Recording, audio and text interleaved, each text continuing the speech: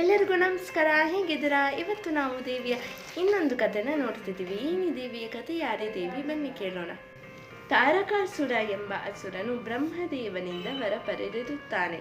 ಶಿವ ಪಾರ್ವತಿಯರ ಮಗನಿಂದಲೇ ತನಗೆ ಮರಣ ಎಂದು ವರ ಪಡೆದಿರುತ್ತಾನೆ. ಆದರೆ ಶಿವ ಪಾರ್ವತಿಯ ಮದುವೆಯ ಬಳಿಕ ಸ್ಕಂದನು ಜನ್ಮ ತಾಳುತ್ತಾನೆ. ಸ್ಕಂದನನ್ನೇ ದೇವತೆಗಳು ತಮ್ಮ ದೇವಸೇನಾನಿಯಾಗಿಸಿಕೊಳ್ಳುತ್ತಾರೆ. ದೇವಿಯು ಸೇರಿದಂತೆ ಈತನಿಗೆ ಸರ್ವರು ಶಕ್ತಿಯನ್ನು ನೀಡುತ್ತಾರೆ.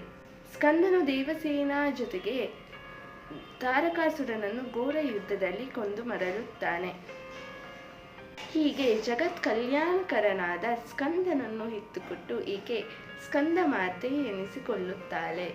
ಯಾರು ಈ ದೇವಿಯನ್ನು ಭಕ್ತಿಯಿಂದ ಆರಾಧನೆ ಮಾಡುತ್ತಾರೋ ಅವರಿಗೆ ದೇವಿಯು ಹೆಸರು, ಸಂಪತ್ತು, ಸಮೃದ್ಧಿಯನ್ನು ನೀಡುತ್ತಾಳೆ.